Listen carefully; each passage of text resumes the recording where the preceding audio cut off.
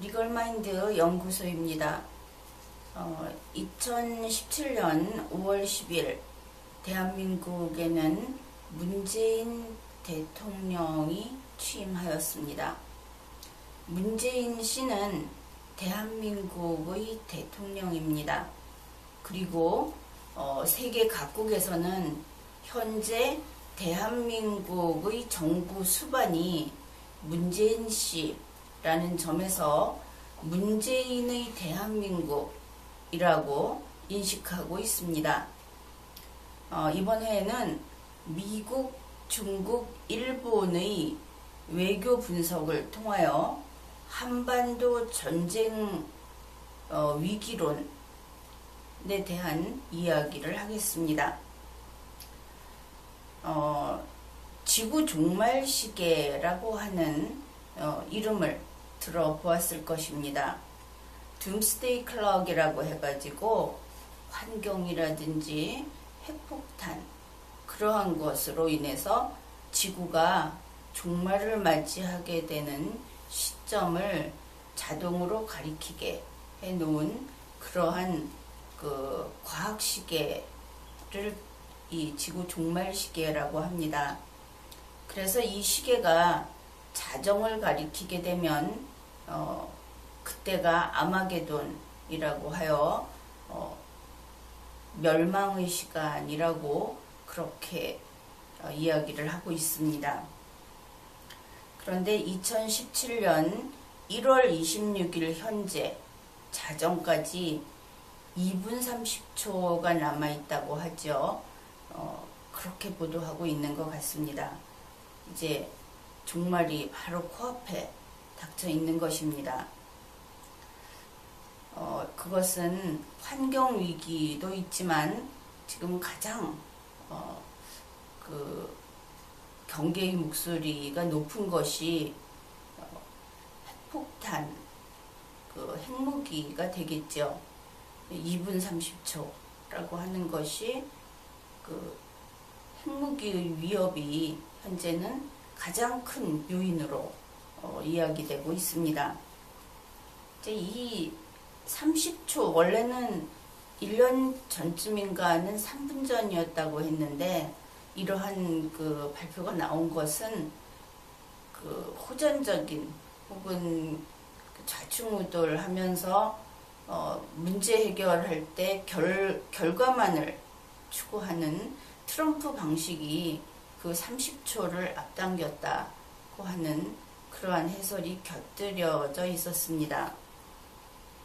그런가 하면 군사연구소인 글로벌 시큐리티, 그 다음에 영국의 국제전략문제연구소 IISS 같은 데서 세계의 이러한 특히 이런 곳에서는 세계의 전쟁 위기를 계속 감시하고 데이터를 분석하고 자료를 공개하고 있습니다.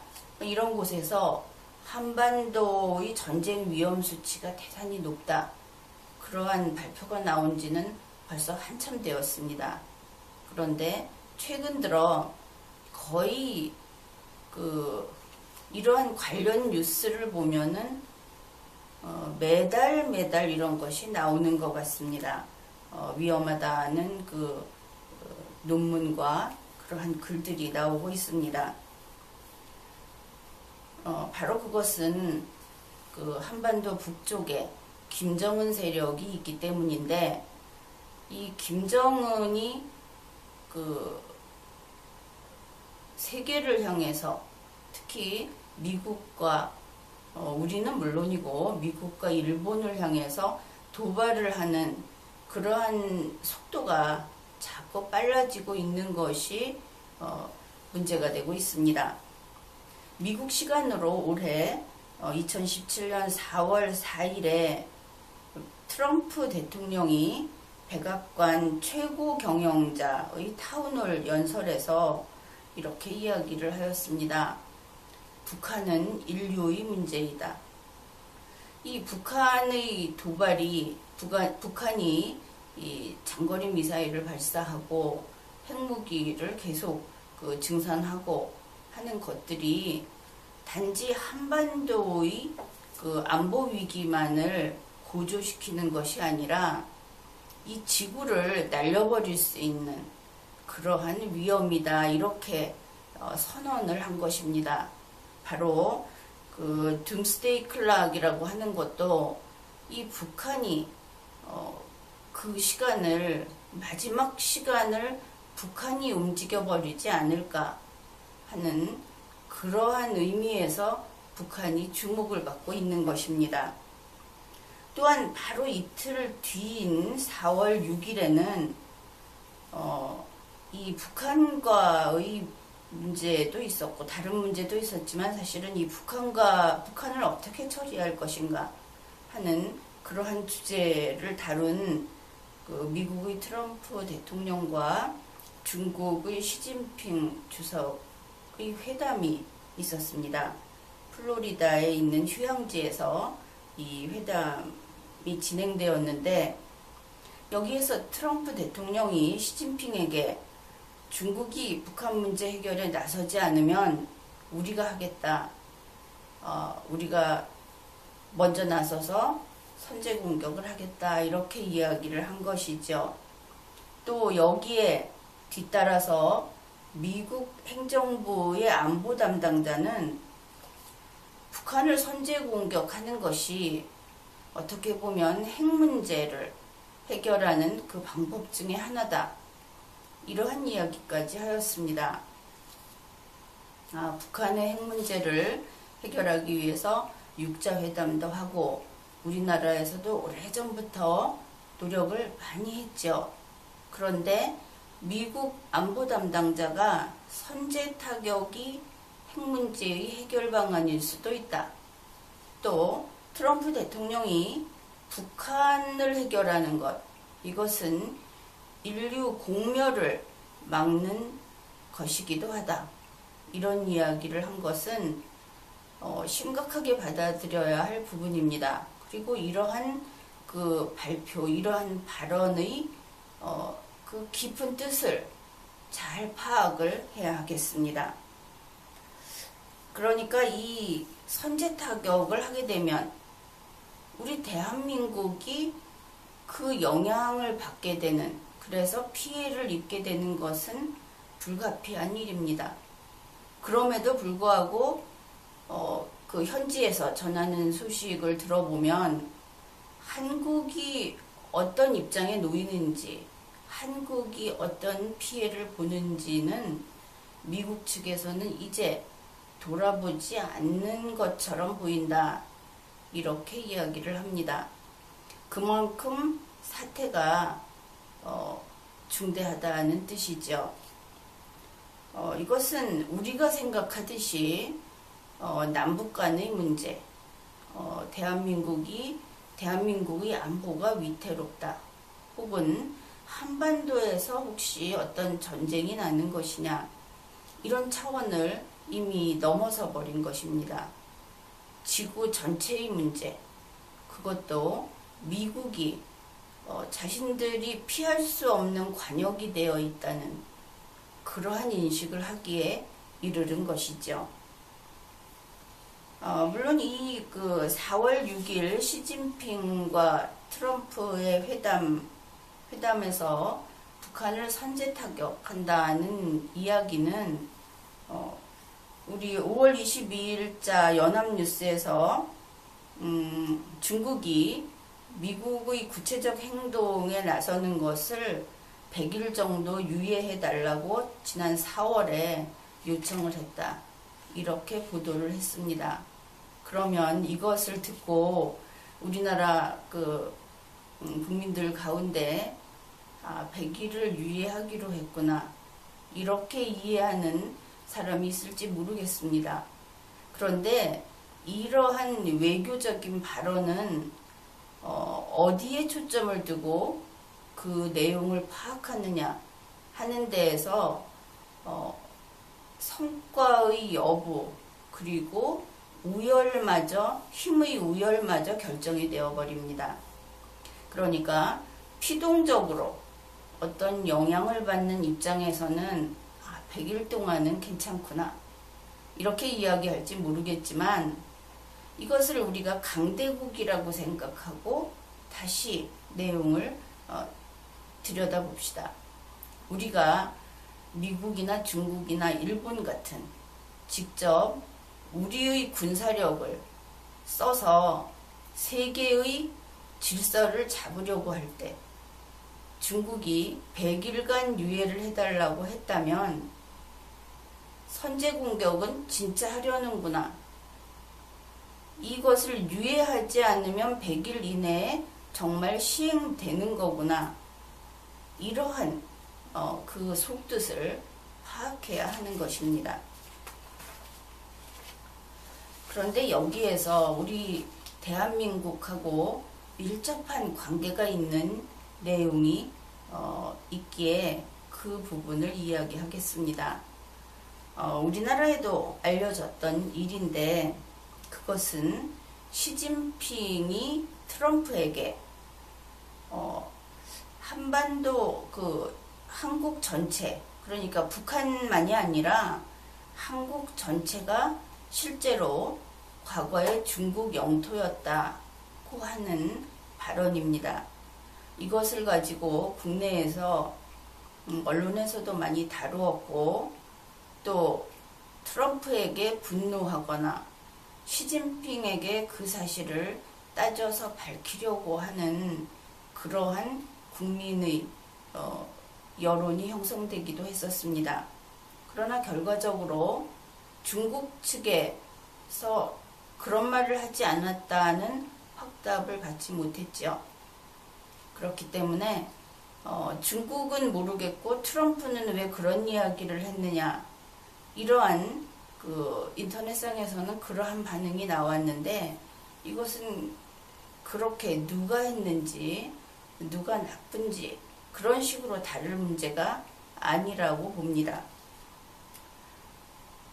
이 이야기가 밖으로 나온 것은 트럼프 대통령이 월스트리트 저널과의 인터뷰에서 이런 이야기를 했기 때문입니다. 그러니까 이제 다시 말해서 시진핑 주석이 한국 전체는 실제로 중국 영토였다. 그러니까 여기에 실제로 중국 영토였는지 영토는 아니고 속국이었는지 여기에 초점을 맞추게 되면 이 말을 중요한 자료로 활용할 수 없게 됩니다. 그러니까 월스트리트 저널과의 인터뷰 상황을 다시 한번 살펴보기로 하겠습니다. 그때 트럼프 대통령이 이제 상황을 설명하면서 이렇게 이야기를 했습니다. 트럼프 대통령이 시진핑한테 이야기하는 거를 직접 이렇게 이야기한 것이죠.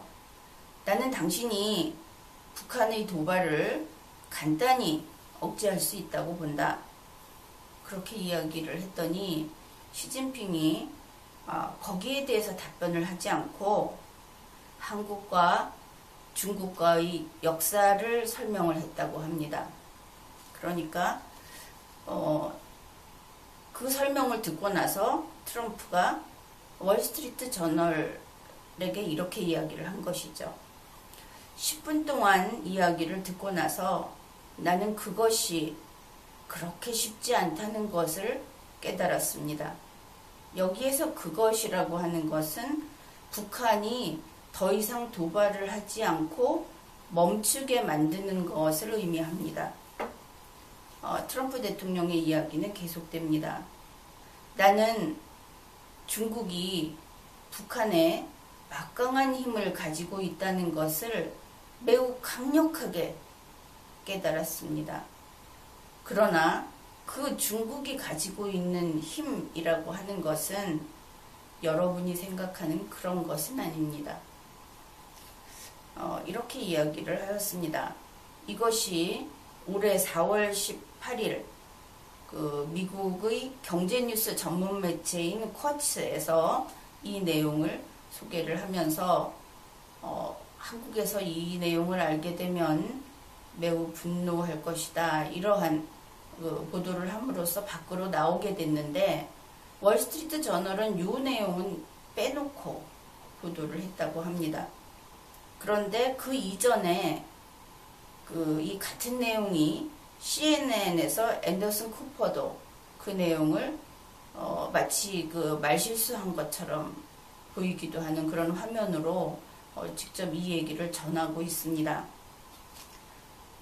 그러니까 중국이 과거에 중국은 아주 긴 역사 그리고 수많은 전쟁에 대해서 이야기를 한다 하면서 시진핑이 트럼프에게 10분간 이야기를 했다고 합니다. 10분은 대단히 긴 시간입니다. 그리고 10분간 이 한반도와 중국과의 관계를 이야기하는 시진핑은 사전에 준비를 해갖고 왔겠죠. 그 10분이라고 하는 시간을 할애해서 세계 최강대국 미국의 대통령에게 설명을 하는 시진핑은 어떤 의도로 이것을 준비해 왔을까요? 그것을 한번 스스로 생각해 보십시오. 그리고 트럼프는 시진핑의 이야기를 듣고 여태까지 중국이 북한의 배후라고 믿어왔는데 그 이야기는 4월 5일에도 언론과의 인터뷰에서 이야기를 했습니다. 트럼프가. 그런데 그 중국이 그 긴 세월 동안 자기 땅이었다고 주장한 중국이 마음대로 못하고 해결하지 못하는구나 하는 것을 정말 확실하게 알았다는 것이죠. 그리고 중국은 북한에 대해서 상상할 수 없는 트레멘더스 파워라고 그래요. 그러니까 엄청난 힘을 가지고 있다. 이걸 알았음에도 불구하고 김정은의 폭력적인 그러한 세계를 위험 속으로 몰아넣는 그 김정은을 휘어잡을 수 없다. 이걸 깨달았다고 이야기한 것입니다. 그러니까 한반도가 예전에 중국의 땅이었다 아니었다 하는 이야기는 예전이니까 그것은 젖혀둡시다. 그런데 미국이 이번에 확실히 알게 된 것은 북한이 어떤 존재인가 하는 것, 그것입니다. 뉴스원에서 5월 21일에 북한의 미사일 발사 일지를 보도했습니다. 올해 들어서 2017년만 해도 2월 12일, 3월 6일, 3월 22일, 4월 5일, 4월 16일, 5월 14일, 5월 21일 이렇게 미사일 발사 시험이라고 하면서 미사일을 발사했습니다. 실패한 것으로 알려진 것도 있고 그렇지 않은 것도 있고 그러나 이렇게나 많이 계속 공격이죠. 이거는 대놓고 청와대를 겨냥해서 쏘지 않았다 하더라도 이러한 힘을 과시해 왔던 것입니다. 그러니 시진핑과 트럼프가 만나서 나눈 대화, 그것은 김정은이 실증적으로 다시 확인을 해주고 있는 것입니다. 세계 종말시계는 김정은이 이제 자정을 향해서 몰고 가고 있는 것이죠. 이 정도 되면 여러분도 지금 상황이 어떤 것인지 충분히 이해가 될 것입니다. 트럼프 대통령이 성격이 이상하다, 혹은 호전적이다, 과격하다 이런 이야기가 있지만 그가 꺼낸 이야기는 김정은 저 버릇없는 김정은을 손봐주겠다가 아니고 이것은 인류의 문제다 이렇게 이야기를 하였습니다. 그 부분에 우리는 심각한 고민을 해야 하는 것입니다. 이러한 상황이 지금 진행되고 있고 또 4월 17일자 조선닷컴 보도에 의하면 일본 산케이 신문의 보도를 인용했습니다. 4월 13일 아베 총리는 국가안전보장회의 관계 강요회의에서 유사시에 한국 내 일본인들의 보호와 대피 방안을 논의했다고 합니다. 또한 며칠 후인 4월 17일 오전에는 중의원 결산행정감시위원회에 출석해서 한반도 유사시 피난민이 일본으로 몰려들 경우에 상륙 절차 그리고 수용시설 설치와 운영에 대해서 이야기를 했다고 합니다.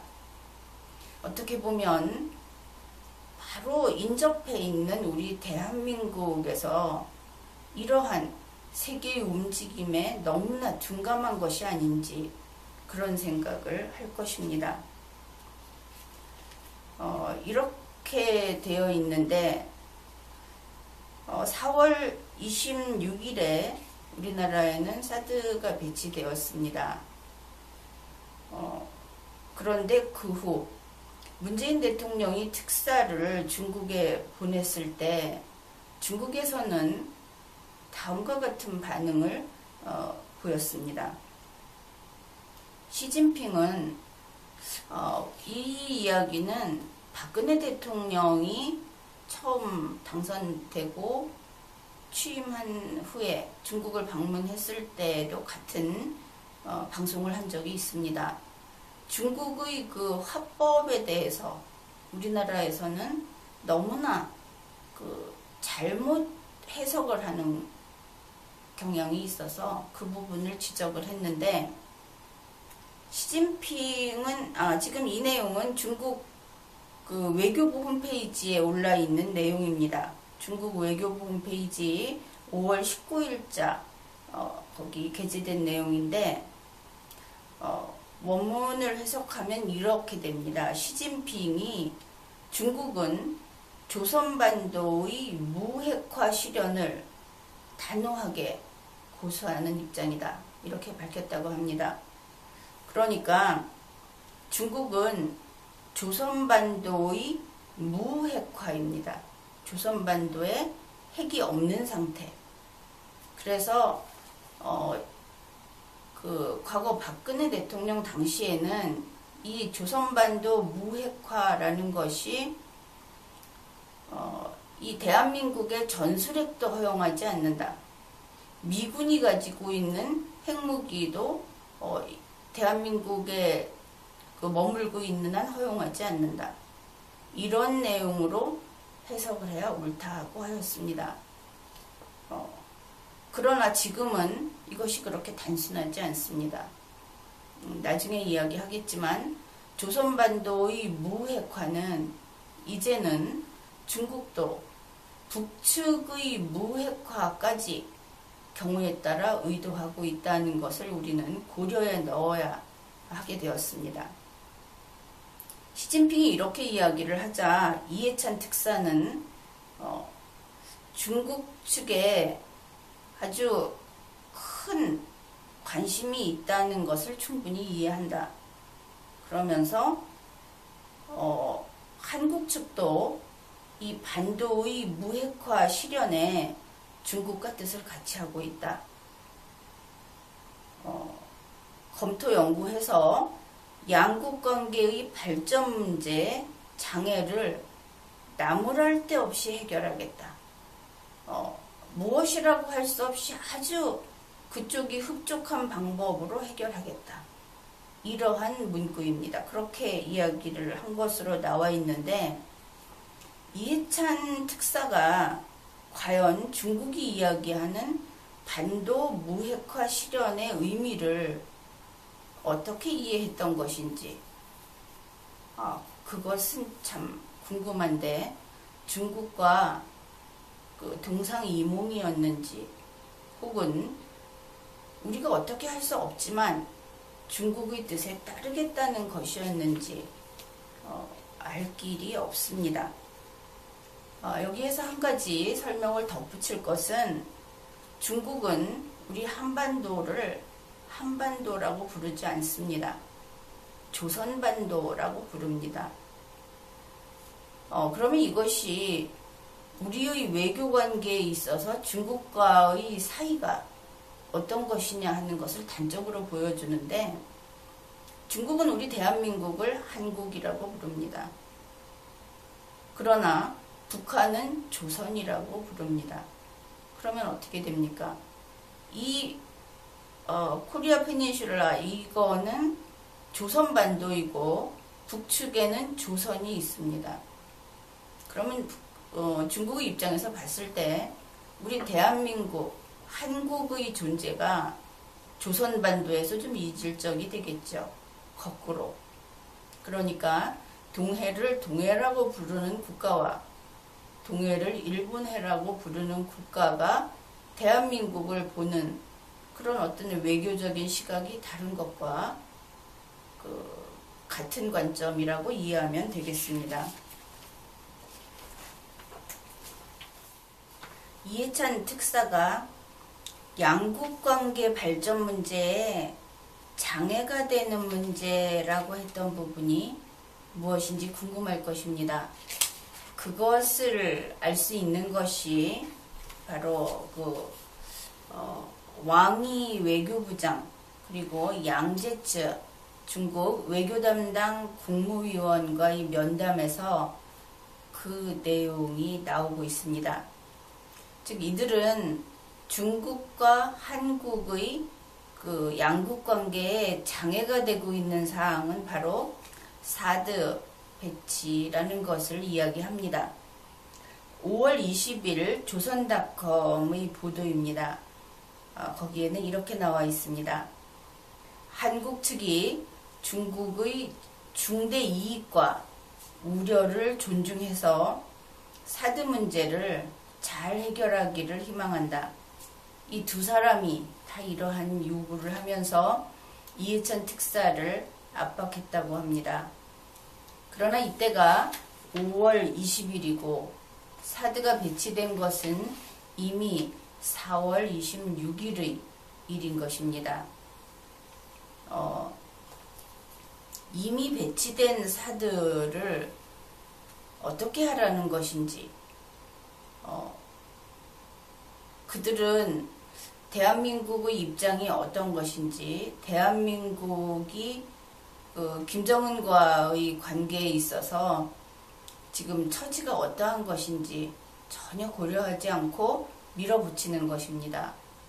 사실 그들도 이미 배치해 놓은 사드를 다시, 그러니까 맨 처음에 사드가 배치되기 전에 할 수 있다 없다 하는 이야기가 나오는 것은 좀 별개의 문제이죠. 그때에도 대한민국의 공존과 대한민국의 안보를 생각했을 때는 설치할 것인가 말 것인가는 논의의 대상이 아니었습니다. 그러나 우리나라에서는 그러한 논의가 실제로 발생했고 반대하는 사람들이 시위도 했고 그랬던 것이죠. 그랬는데 이미 배치가 된 상황에서 이것을 다시 철수하는 것은 전혀 다른 문제인 것입니다. 만일 사드가 배치된 상태에서 지금 철수를 한다면 이렇게 되겠죠. 대한민국에는 사드를 배치해서 감시하고 대비해야 할 북측의 위협이 없다. 대한민국은 사드가 필요하지 않다. 그렇게 될 것입니다.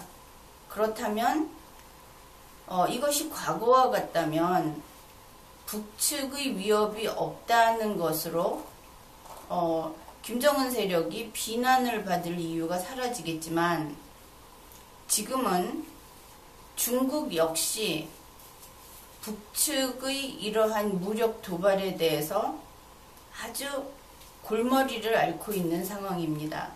그래서 배치된 사드를 철수한다.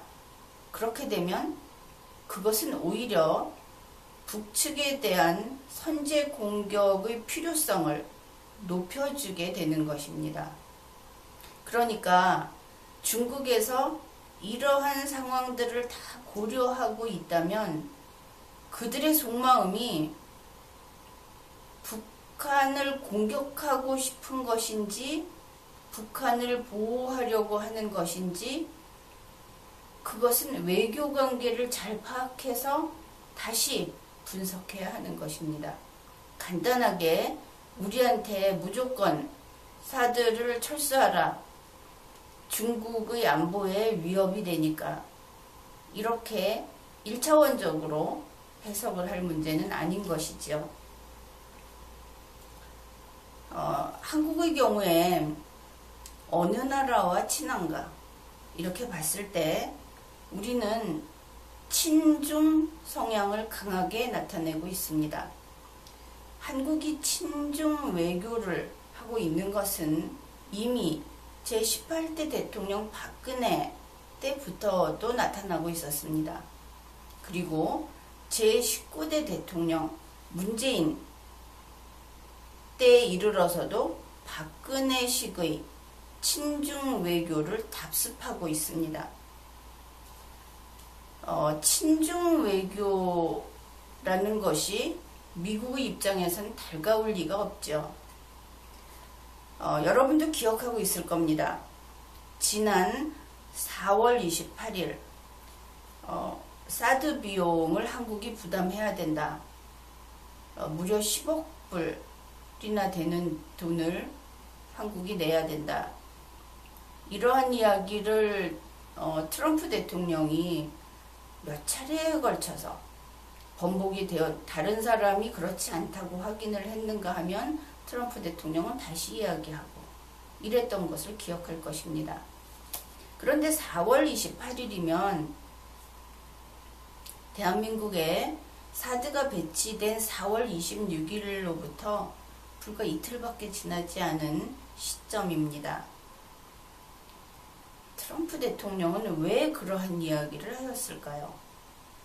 이것을 당시에는 간단히 혹시 미국이 한국의 대통령 선거에 영향을 미치기 위해서 그런 것일까? 이런 이야기도 있었지만 그 당시에 그 취재한 왜 그런 이야기를 했는지 그 과정에 대해서 취재한 자료들을 보게 되면 이것은 단순히 선거 개입의 문제가 아닌 것입니다. 선거에 영향을 미치고자 하는 것이 아니고 다른 계산이 있는 것이죠. 우리나라에서는 미국을 편드는 사람들은 미국이 우리 편이라고 생각하고 중국을 편드는 사람들은 중국이 우리 편이라고 생각합니다. 그러나 그 두 양쪽은 모두 다 틀렸습니다. 미국은 미국 편이고 중국은 중국 편일 뿐입니다.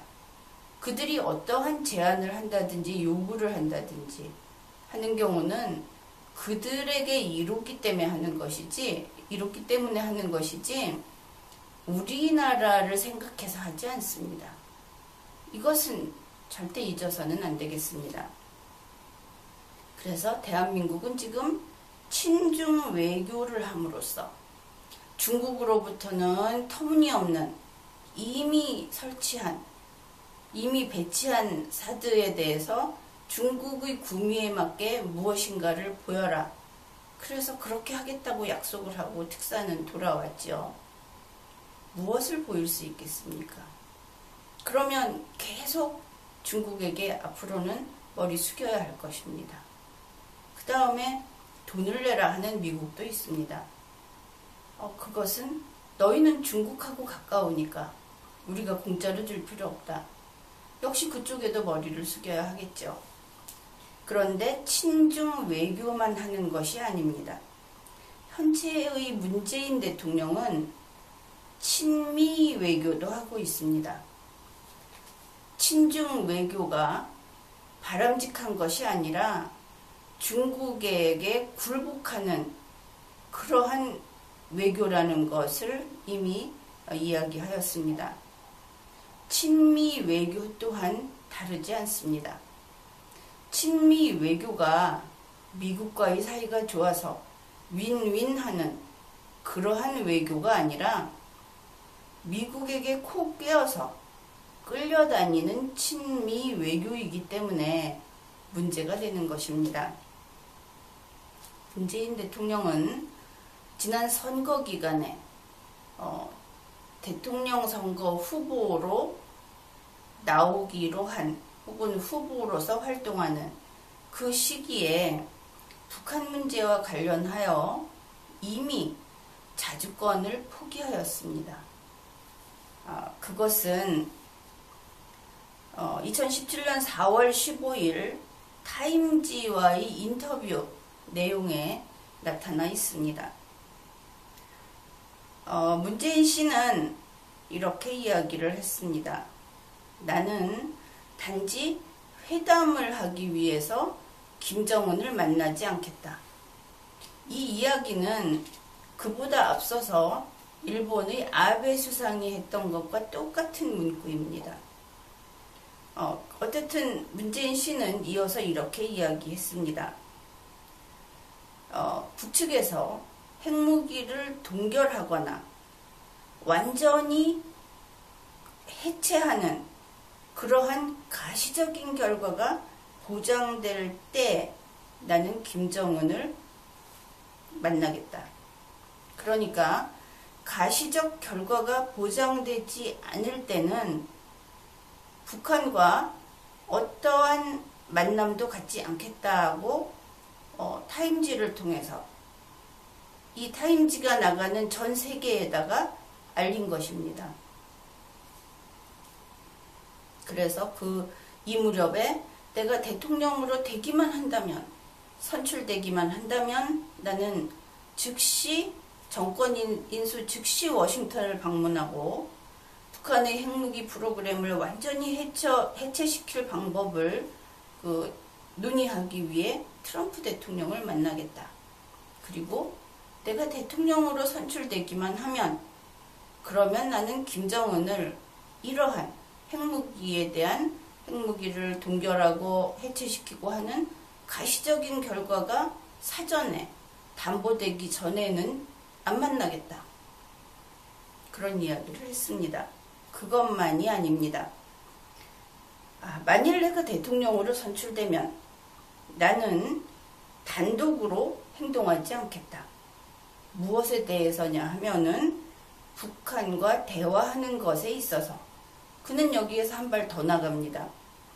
나는 미국과 사전협의라는 조건이 충족되지 않는 한 내가 단독으로 북한과 대화하지 않겠다. 이 타임지에 나와 있는 내용을 보면은 미국과 사전협의, 프라이어 컨설테이션이 without 하다면, 그 조건이 충족되지 않는다면, 그래서 I will not, 나는 그렇게 하지 않겠다. 이 원문은 한번 찾아서 읽어보십시오. 이런 식으로 완전히 90도 절을 했죠. 미국에게 북한과의 이 핵 프로그램에 대한 문제를 대한민국이 자주적으로 무엇을 하지는 않고 모든 것을 미국에게 먼저 물어보는 사전 협의를 하고 하겠다. 이렇게 하였기 때문에 북한과의 문제에 있어서 문재인 대통령은 자주권을 포기한 것이다. 이렇게 평가하게 됩니다.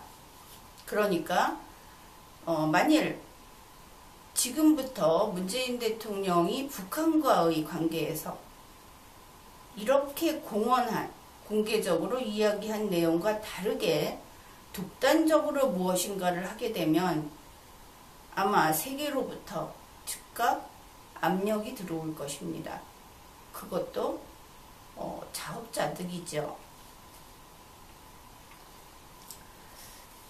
문재인 대통령은 지금 친중, 친미, 여기에서 친이 대등하다는 의미가 아니고 밑에 들어간다는 뜻의 친입니다. 거기에 그치지 않고 친일 외교도 하고 있습니다.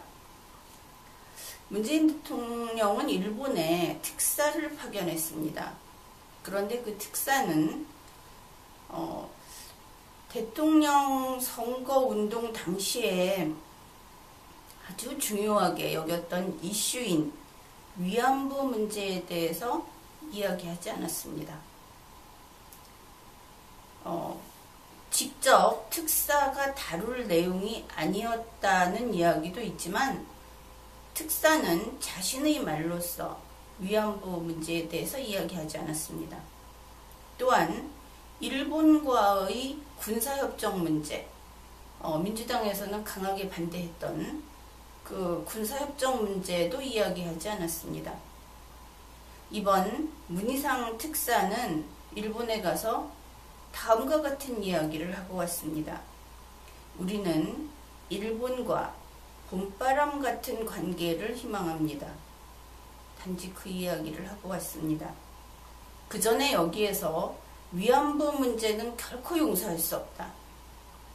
또 군사협정은 올해 그 만기가 되니까 완전히 없던 것으로 하든지 재협상을 해야 한다 하고 목소리를 높였던 것과는 딴판으로 행동을 했던 것이죠. 이렇게 돼서 친중, 친미, 친일 외교를 하는 문재인 대통령은 이제 취임 10일 정도밖에 안 되었는데 외교관계에서 우리 대한민국의 국가 위상이 형편없이 추락했다고 평가를 받고 있습니다. 결국 대통령 취임한 지 10일 만에 국제적으로 한국은 동네북과 같은 신세가 되었다는 것입니다. 우리가 밖에 가다가 아이들 보면은 바람 빠진 공이 굴러다니면 어느 방향으로 보내겠다는 의도도 없이 그 공을 굳이 차야겠다 하는 의도도 없이 그냥 발길에 닿았다는 이유로 툭툭 차고 다니는 것을 볼 수 있습니다. 공이 어딘가로 굴러가면 다시 주우러 가지도 않죠. 또 다른 사람이 그 공을 발견하면 또 발로 차는 것입니다. 바로 외교적으로 굴욕 외교를 하고 자주성을 갖고 있지 못하고 자신의 목소리를 내지 못하는 국가는 국제사회에서 이러한 바람 빠진 공처럼 아무의 발에나 차입니다. 그 나라가 변변한 나라이든 아니든 그렇게 하는 것입니다.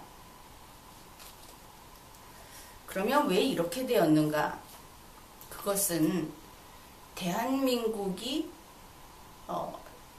대통령이 탄핵되고 보궐선거로 그 후임 대통령이 선출되었기 때문이라고 할 수도 있습니다. 대통령이 탄핵되는 나라는 국제사회에서 그러니까 다른 나라들이 그 나라를 변변찮게 보는 것은 인지상정이죠. 그런데 우리의 경우는 그 성격이 좀 다릅니다. 국제적 시각에서 제18대 대통령 박근혜 탄핵을 어떻게 보는지 거기에 대해서 이야기하겠습니다. 그 보도된 바에 따르면 박근혜 대통령은 부패하여 탄핵되었다. 이렇게 영문 뉴스라든지 그런 데에는 이렇게 나와 있습니다. 그래서 다른 나라들도 박근혜 대통령이 부패했다는 점에 대해서는 수긍을 합니다. 아직 물론 재판이 계속되고 이렇지만 외국은 그렇게 세세하게 살펴주지 않죠. 이미 전해진 뉴스만으로 그런 기업이라든지 법인이라든지 하고 관계가 있구나 하고 넘어가는 것입니다. 그런데 그들이 이 대통령 탄핵에 대해서 특별하게 생각하지 않는다는 것을 우리가 알아야 합니다. 그러니까 선진국의 입장에서 한국은 원래 그 정도의 나라로 인식되고 있었던 겁니다.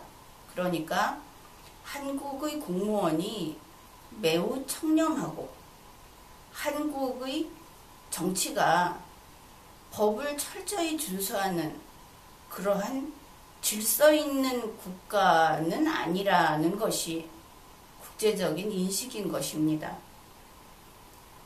그것은 문재인 대통령이 취임하고 다시 말하면 10일밖에 안 됐는데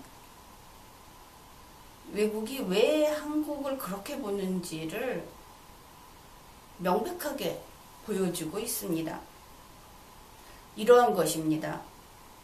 문재인 대통령의 수석이 탈세 문제로 지탄을 받았습니다. 물론 자기는 아니고 부모의 문제라고 하지만 그것이 다른 것도 아니고 교육과 관련된 그러한 일을 하면서 탈세를 했다는 것입니다. 이것은 아주 나쁜 평가를 받는 부분입니다. 게다가 문재인 대통령의 수석이 대학의 교수였던 사람이 논문 표절을 했다는 비판을 받고 있습니다. 그렇지만 그는 문재인 대통령의 수석이 되었습니다. 외국에서 볼 때 한국은 그런 나라입니다. 박근혜 대통령이 탄핵을 당했지만 그 탄핵된 사람의 후임으로 이번에는 바르게 헌법과 법률을 지키겠다고 선서하고 들어온 대통령이 대통령에 취임하자마자 했던 인사가 이러한 것이죠. 다음으로 문재인 대통령의 외교부 장관이 그의 딸이 한국 국적을 버렸습니다.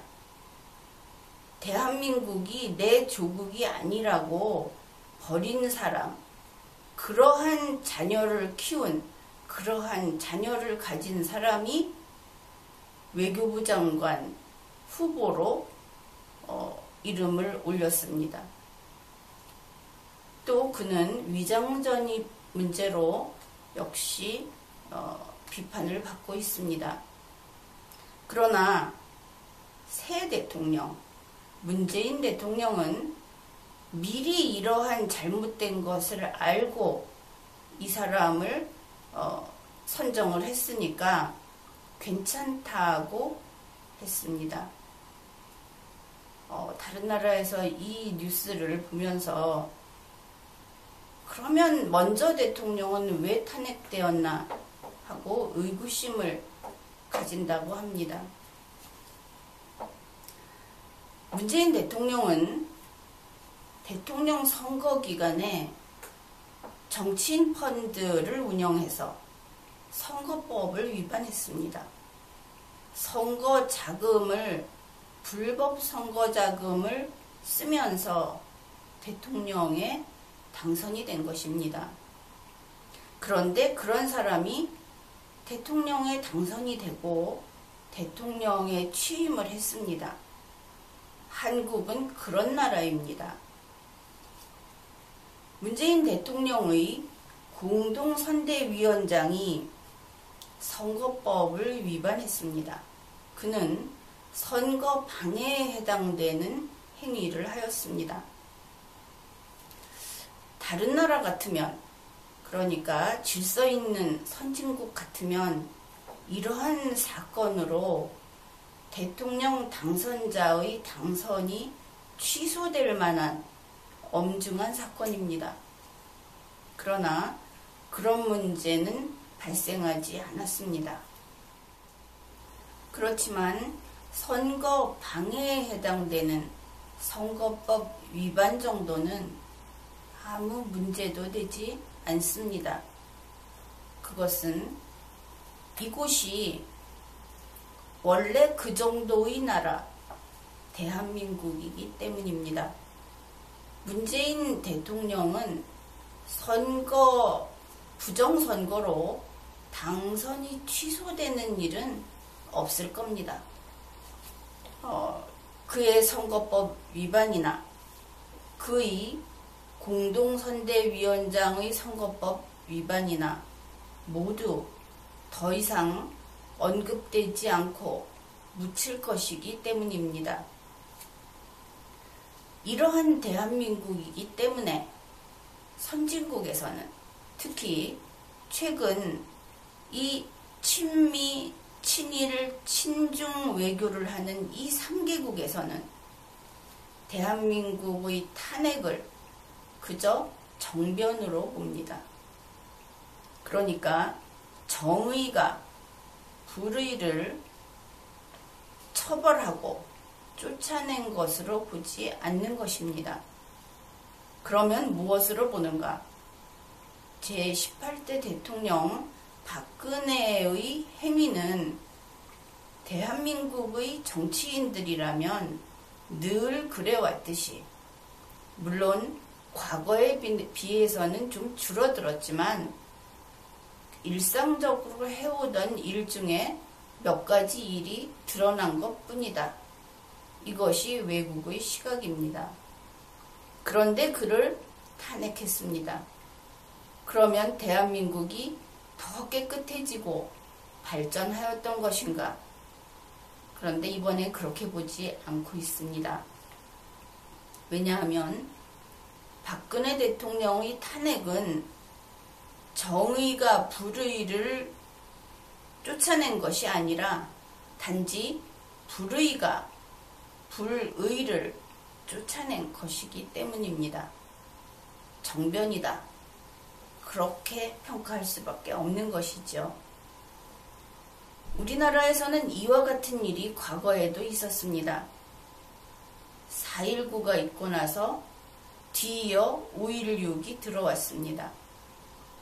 이 사건은 역시 불의가 불의를 쫓아낸 것입니다. 여기에서 5.16이 그 성격상 불의라고 이야기한 것입니다.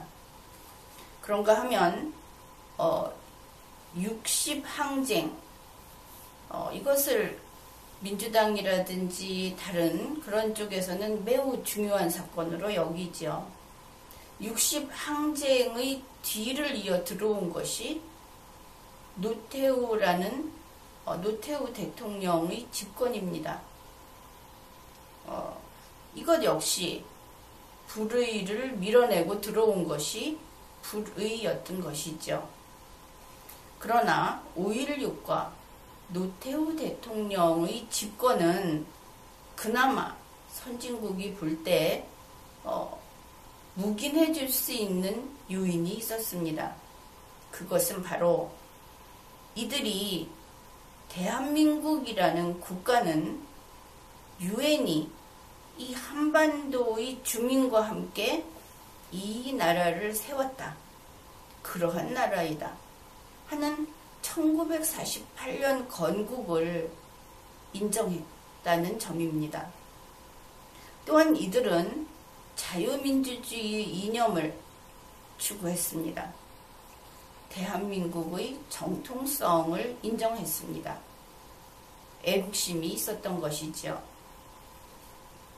그러나 2017년 문재인 정부, 즉 불의가 불의를 몰아낸 제3의 사건이라고 할 수 있는 이번 박근혜 탄핵, 그리고 들어선 문재인 정부는 과거와 다른 점이 있습니다. 그것은 문재인 대통령을 감싸고 있는, 그를 지지하는 세력이 단적으로 1948년에 유엔이 한반도의 주민과 함께 세운 대한민국이라고 하는 것을 부정하고 있다는 사실입니다. 1948년 건국을 그들은 부정하고 있습니다. 상해 임시정부를 건국으로 이야기도 하는데 그것은 다른 것이 아니죠. 1948년 건국을 부정하는 그러한 부정 이론 중의 하나에 불과한 것입니다. 최근 그들은 1987년 건국도 주장을 하고 있습니다. 그런 주장을 하는 사람들이 있는데 그 근거는 현행 헌법이 60항쟁의 결과 현행 헌법이 만들어진 것이 1987년이다. 그리고 그것은 건국 헌법과 다르게 그것이 바로 대한민국의 정통 헌법이다. 이렇게 주장을 하고 있고 그 결과 대한민국은 1987년에 건국되었다. 이렇게 논리적으로 볼 수밖에 없는 것입니다. 그리고 문재인 정부는 이명박, 박근혜 그 직전 또 그전 대통령들의 9년간의 통치를 부정합니다. 그동안에 있었던 대한민국의 운용을 그 흔적을 다 파헤쳐서 지우겠다고 공언했습니다. 이것은 그의 정치 철학이 무엇이든 간에 용납될 수 없는 일이죠. 왜냐하면 그것은 대한민국의 정통성 그리고 대한민국의 연속성을 부정하는 것이기 때문입니다.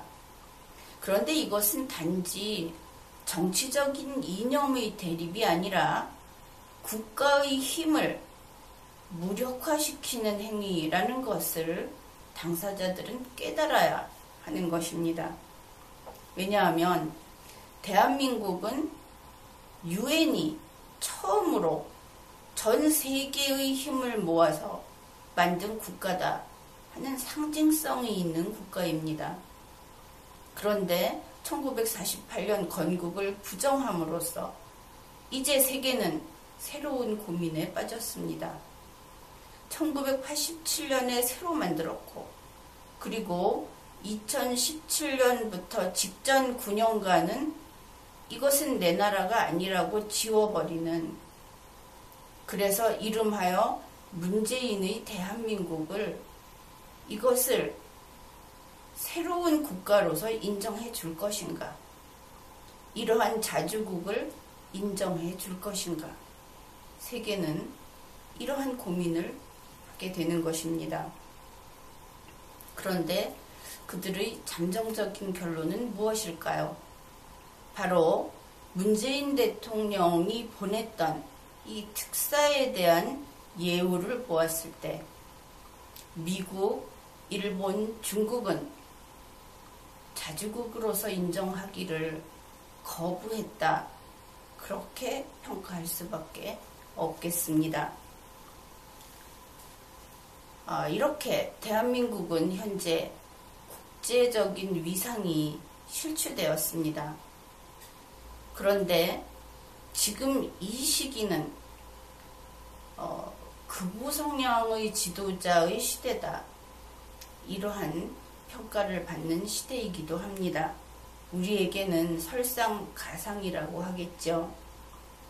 트럼프 대통령은 정치적 위기에 처해 있고 아베 수상은 평화헌법을 개정하려고 하는 사람입니다. 게다가 시진핑 주석은 이제 장기 집권의 계획을 실천하고 있습니다. 그래서 이들을 극우 성향의 지도자다. 그렇게 이야기하는 것입니다. 생각해보면 제2차 세계대전이 끝난 이후 지금까지 세계적으로 국지전을 제외하고는 큰 전쟁은 없었습니다. 상당히 긴 기간 평화의 시대가 유지되었다고 할 수 있죠. 그러나 이 전쟁이라고 하는 것은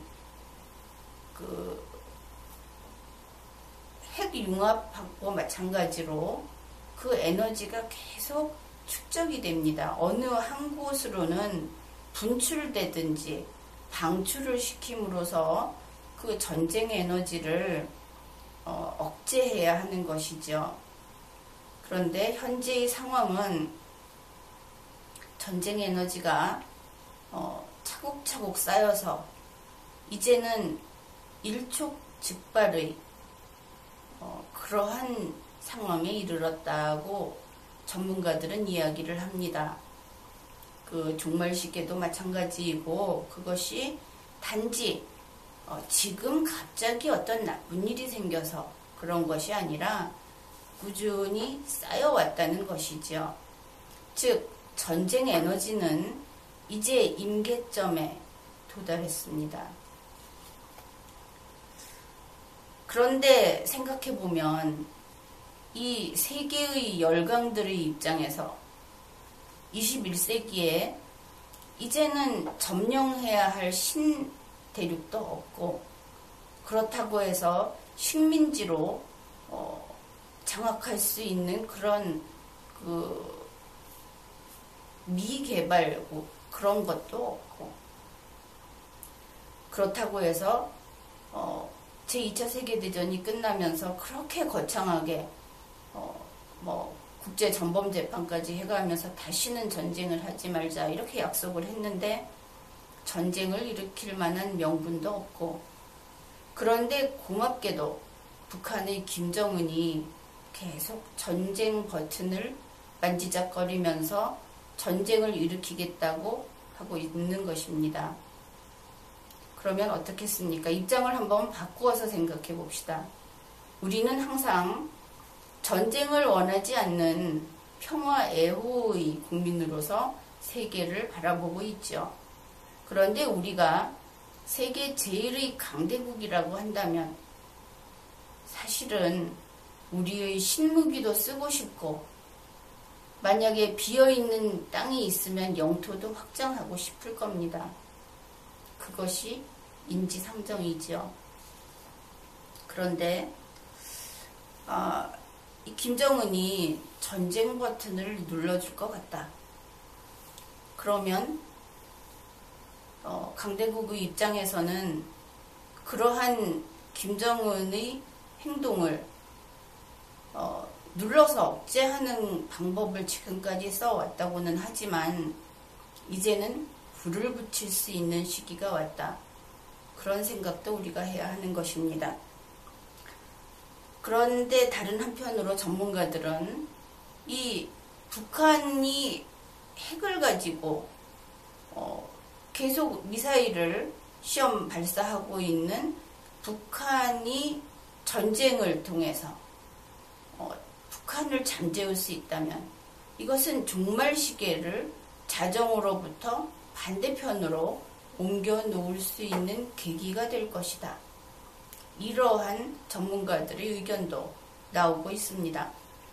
마치 그 기름이 나오는 유정을 멈추게 하려면 폭파시키죠. 오히려 불을 질러서 그거하고 마찬가지라고 하겠습니다. 그래서 지금 같은 경우는 북한을 선제 공격하는 것이 결국 인류 평화에 기여를 하는 것이고 그리고 그 결과는 한반도 무핵화 그것도 달성할 수 있는 방법이다. 이러한 분석이 나오는 것입니다. 결국 2017년 한반도는 구조론적으로 이제 전쟁 구도 안에 들어서 있습니다. 또 다시 생각을 해보면 문재인 대통령은 친미, 친일 정책을 썼습니다. 그러나 이제 대통령직에 취임한 지 한 달도 아니고 겨우 10일 지났는데 10며칠 지났는데 이렇게 봤을 때 이미 레프트의 본성이 표출되었습니다. 타임지도 직접 인터뷰를 한 타임지조차도 문재인 대통령을 센터 레프트라고 평가를 했습니다. 그런데 막상 대통령이 되고 보니까 완전 레프트 성향이 강하게 나오고 있는 것이죠. 그러니 미국과 일본은 불신합니다. 게다가 중국 또한 마찬가지입니다.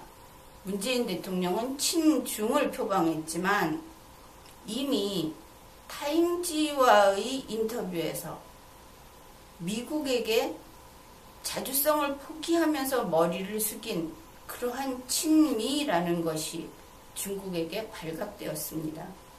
그러니 중국 또한 불신합니다. 그 결과 문재인 대통령은, 문재인의 대한민국은 이제 친미, 친일, 친중한 보람도 없이 더욱 더 허리를 숙여야 하는 그러한 상황에 놓였습니다. 미국과 일본이 북한을 선제 타격하겠다는 것은 이미 공표된 사실입니다. 그러면 거기에 중국이 가담할 것인가? 중국 역시 가담하겠다고 이야기를 하였습니다. 중국은 이런 이야기를 하였죠. 북한을 선제 타격하는 것은 좋다. 다만 휴전선을 넘지는 말아라. 이 말을 듣고 우리 국민들은 그러면 어쩌라는 것이냐, 결국은 선제 타격하지 말라는 뜻이구나, 이렇게 자기 편한 대로 해석을 했습니다. 그러나 이 중국의 요구는 휴전선을 넘지 않으면서 선제 타격을 하는 그 자체를 의미합니다. 여기에서 우리가 다시 상기해야 할 것은 이 한반도가 중국 자기들의 영토였다는 주장입니다. 이렇게 되면 휴전선을 넘지 않되 북측을 선제 타격하게 되면, 그러면 38도, 북위 38도 이북의 땅은 원주인이 가져가게 되겠죠.